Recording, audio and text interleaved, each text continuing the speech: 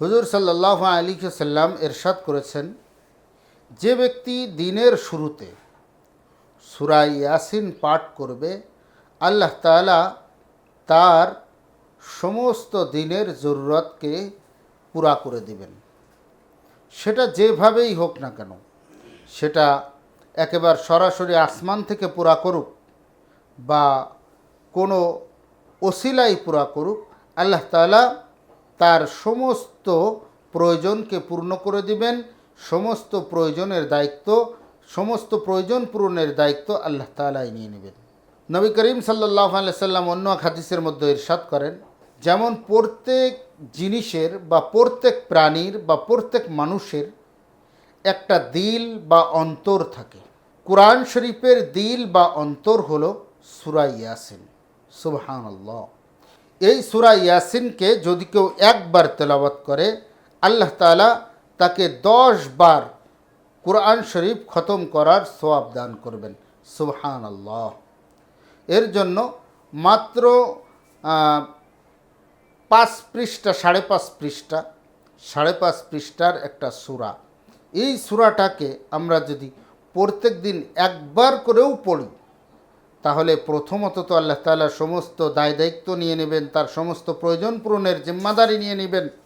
2 নম্বরে হলো 10 খতম কোরআন শরীফের সওয়াব আল্লাহ তাআলা দান করবেন সূরা ইয়াসিনকে একবার তেলাওয়াত করার কারণে।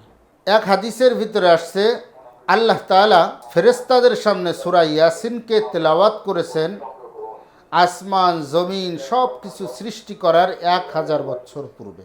যখন আসমান জমিন কোনো মানুষকে, আসমান জমিন এবং আসমান জমিনের ভিতরে যা কিছু আছে কোনো কিছুই আল্লাহ তাআলা সৃষ্টি করেননি, ফেরেশতাদের সামনে তার 1000 বছর পূর্বে সূরা ইয়াসিনকে তেলাওয়াত করেছেন।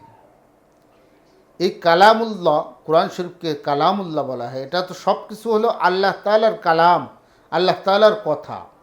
আল্লাহ তাআলার কথাকে নকল করে এখানে লেখা হয়েছে, হুবহু আল্লাহ তাআলার কথাকে লেখা হয়েছে। তো সূরা ইয়াসিন আল্লাহ তাআলার ওই কথা, যে কথাকে আল্লাহ তাআলা দুনিয়া এবং দুনিয়ার যা কিছু আছে সব কিছু সৃষ্টি করার 1000 বছর পূর্বে ফেরেশতাদের সামনে তেলাওয়াত করেছেন, বলেছেন। ফেরেশতারা ওই 1000 বছর পূর্বেই মন্তব্য করেছেন, ওই মানুষেরা কতই সৌভাগ্যবান যাদেরকে আল্লাহ তাআলা এই কালাম দান করবেন, এই কালামগুলো আল্লাহ তাআলা দান করবেন। সেই কালাম দান করা হয়েছে উম্মতে মুহাম্মাদিকে। আমরা উম্মতে মুহাম্মাদি, আমরা দামি উম্মত। এর জন্য আল্লাহ তাআলা আমাদেরকেও দামি জিনিস দান করেছেন। সুবহানাল্লাহ। এক হাদিসের ভিতরে আসছে, কেউ যদি আল্লাহ তাআলা সন্তুষ্টির উদ্দেশ্যে সূরা ইয়াসিনকে তেলাওয়াত করে, তাহলে আল্লাহ তাআলা তার পূর্ববর্তী সমস্ত গুনাহ সমূহকে মাফ করে দিবেন।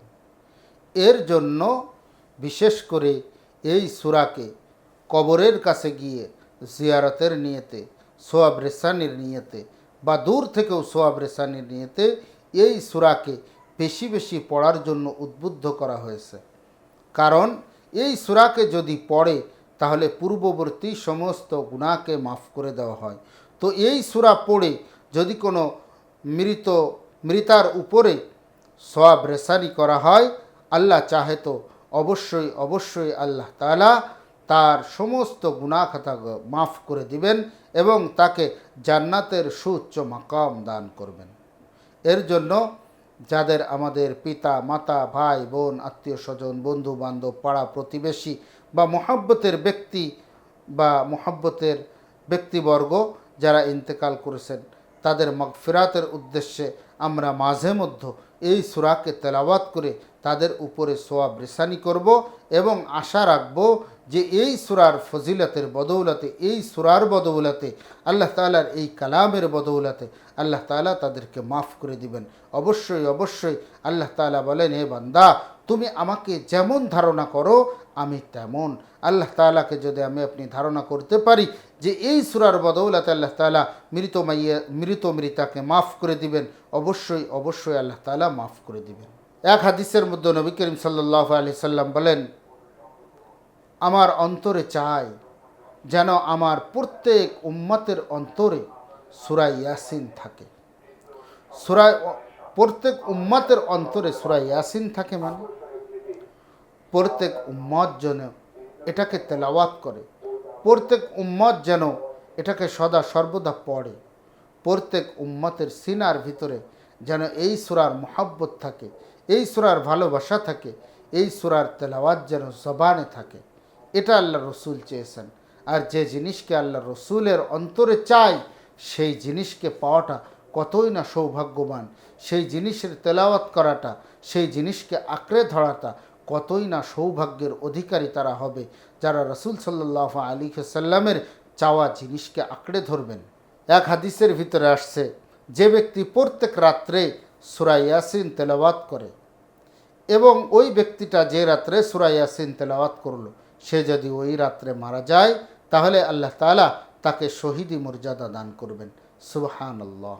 এক হাদিসের ভিতরে আসছে, যদি কেউ সূরা ইয়াসিনকে আল্লাহ তাআলার ক্ষমা পাওয়ার জন্য তেলাওয়াত করে, তাহলে সে ক্ষমা পেয়ে যায়। যদি কেউ ক্ষুধার্ত অবস্থায় তেলাওয়াত করে, আল্লাহ তাআলা তাকে পরিতৃপ্ত করে দেন।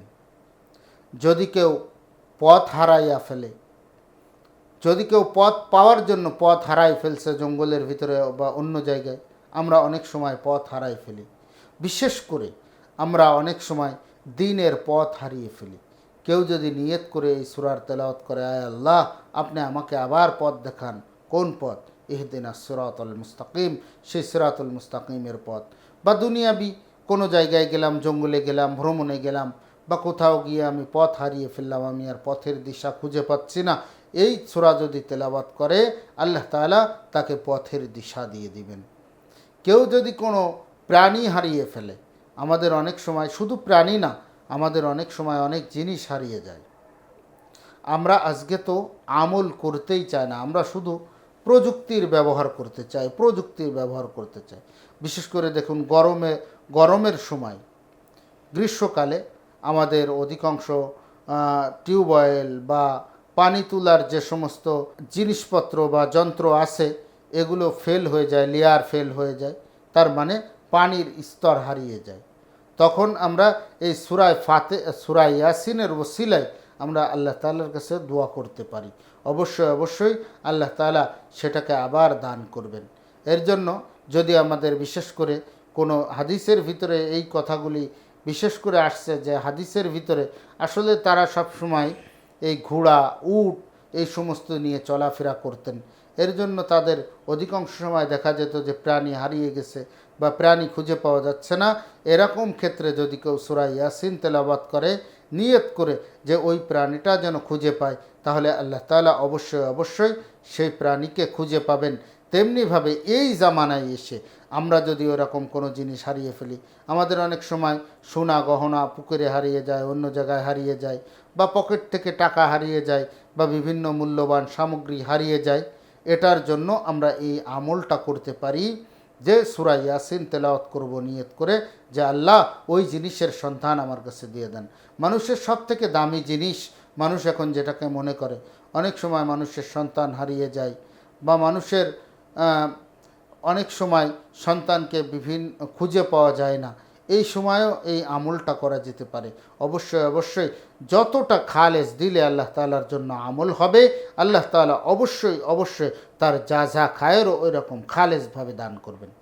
যদি এরকম মনে হয় যে খানা যা আছে, পরিবারের লোক সংখ্যা যা আছে, তাতে খানার সংকুলন হবে না, তাহলে ওই বরকতের জন্য আমরা সূরা ইয়াসিন তেলাওয়াত করতে পারি। 5 জন আমরা সদস্য আছি, আমাদের খানার সংখ্যা দেখতেছি খুব কম, আল্লাহ তাআলা বরকত দান করবেন। ওই সময় আমরা 5 জন মিলে যে আমরা 5 জন সূরা ইয়াসিন তেলাওয়াত করি, প্রত্যেকে এক এক পৃষ্ঠা করে তেলাওয়াত করো। সন্তান স্ত্রী নিয়ে বসে আছি, খানা খাবো, তার আগে আমরা সূরা ইয়াসিনকে তেলাওয়াত করে নিই। অবশ্যই আল্লাহ তাআলা ওই খানার ভিতরে বরকত দান করবেন। একজন ব্যক্তি মৃত্যু যন্ত্রণায় ছটফট করতেছে, এরকম যদি মৃত্যু যন্ত্রণা হয়, তাহলে ওই সময় সূরা ইয়াসিন তেলাওয়াত করতে হবে। আল্লাহ তাআলা অবশ্যই তার মৃত্যু যন্ত্রণাকে লাঘব করে দিবেন। আল্লাহ তাআলা ওই সূরা ইয়াসিনের বরকতের বদৌলতে ইনশাআল্লাহ ওই মৃত্যু পথযাত্রী যন্ত্রণাকে আল্লাহ তাআলা কম করে দিবেন। এই আমলটা মৃত্যু যন্ত্রণার সময়ও করা যেতে পারে। একজন ব্যক্তি মৃত্যু যন্ত্রণায় ছটফট করতেছে, আসলে যে ছটফট করতেছে তার তো আর আমল করার কথা মনে থাকবে না, কারণ সে তো তার নিজের যন্ত্রণায় আছে। আমরা আশেপাশে যারা থাকি তারা অবশ্যই ওই সময় সূরা ইয়াসিনের আমলটা করতে পারি, যেন মৃত্যু পথযাত্রী যে তার যেন যন্ত্রণা বা কষ্ট ক্লেশ কিছুটা যেন আল্লাহ তাআলা লাঘব করেন, কমান। এবং নিয়ত করে যদি কেউ পড়ে অবশ্যই তার যন্ত্রণাকে আল্লাহ তাআলা লাঘব করবেন। অনেক সময় আছে প্রসব বেদনা এতটা প্রকট হয় যে আমরা ওই প্রসব বেদনাটা দেখে, এত প্রকট বেদনা হয় যে আমরা ওই বেদনা দেখে আমরা তখন হুট করে তাড়াতাড়ি ঝটপট সিদ্ধান্ত নিয়ে নেই সিজার করার জন্য। তো প্রসব বেদনার সময় এই আমলটা হতে পারে, এটা অনেক বড় আমল এবং এর বিভিন্ন প্রকারের তরিকা আছে। যদি কারো কোনো সময় দরকার হয় তাহলে আমরা সেটা জেনে নিব ইনশাআল্লাহ। তো এই প্রসব বেদনার সময় এতটুকু, যে মা প্রসব বেদনার জন্য কষ্ট পাচ্ছে, নর্মাল ডেলিভারি হচ্ছে না বা করা যাচ্ছে না, ওই সময় সূরা ইয়াসিন পড়ে তার উপরে যদি ফুঁক দেওয়া হয়, দম করা হয়, তাহলে আল্লাহ তাআলা চাহে তো এই সূরা ইয়াসিনের বদৌলতে আল্লাহ তাআলা তার প্রসব বেদনাকে প্রশমিত করবেন, কমিয়ে দিবেন। সর্বোপরি শেষ কথা হলো এটা, ইন্নামাল আমালু বিন্নিয়াত। সমস্ত সওয়াব, সমস্ত আমল আল্লাহ তাআলা কতটুক কীভাবে কবুল করবেন এটা হলো নিয়তের উপরে নির্ভরশীল। আমি সূরা ইয়াসিনের বিভিন্ন আমলের কথা বললাম। এই আমল দ্বারা আমরা যদি শুধু চিন্তা করি যে কাজ হবেই হবে, হ্যাঁ কাজ হবেই হবে, এমন বিশ্বাস নিয়ে যদি আমল করতে পারি, এমন বিশ্বাস নিয়ে যদি আমল করতে পারি যে কাজ হবেই হবে, তাহলে আল্লাহ তাআলা বলেন, হে বান্দা বান্দি, তুমি আমাকে যেমন মনে করো আমি তেমন, তুমি আমার প্রতি যেমন ধারণা রাখবে আমি তেমন। তুমি আমার প্রতি যদি ধারণা রাখো, আমার কালামের প্রতি যদি ধারণা রাখো এই যে আমি এই নিয়ত করে করছি যে আমার ঘর নাই, আমার বাড়ি নাই, আমার অভাব অনাটন আছে, আমার টাকা পয়সার অভাব আছে, আমার দুনিয়াতে চলাফেরার ক্ষেত্রে যতটুকু অর্থের প্রয়োজন ততটুকু অর্থের অভাব আছে, যে কোনো নিয়ত করে যদি শুধু সূরা ইয়াসিন নয় বা অন্য অন্য নির্ধারিত যে সমস্ত সূরার কথা বলা হয় এটাও না, কোরআনের যে কোনো আয়াত, যে কোনো সূরার যে কোনো আয়াত যদি নিয়ত করে পড়ে, আল্লাহ তাআলা ওই কোরআনের আয়াতের বদৌলতে তার নিয়তকে পূরণ করবেই করবে, এতে বিন্দু মাত্রও সন্দেহ নেই। এর জন্য আল্লাহ তাআলা আমাদের সূরা ইয়াসিনের যে আমলের কথাগুলো বললাম, আজকে আমাদের সব থেকে বড় অভ্যাস হয়ে গেছে, আমরা একটু পানি পড়ার জন্য হুজুরের কাছে দৌড়াই, একটু ফু দেওয়ার জন্য হুজুরের কাছে দৌড়াই। ভাইরা আমার, নিজে নিজে ফু দিয়ে নিই, সূরা ইয়াসিন পড়ে ফু দিয়ে নিই, সূরা ফাতিহা পড়ে ফু দিয়ে নিই, সূরা ফাতিহার দম করি। আল্লাহ তাআলা ওই সূরার বদৌলতে, ওই আয়াতের বদৌলতে, আল্লাহ তাআলার ওই কালামের বদৌলতে আল্লাহ তাআলা আমাদের যেরকম নিয়ত থাকবে ওই নিয়তে আল্লাহ তাআলা বরকত দান করবেন, সফলতা দান করবেন। আল্লাহ তাআলা আমাদের সবাইকে কোরআন শরীফের উপরে যথাযথভাবে আমল করার তৌফিক দান করেন।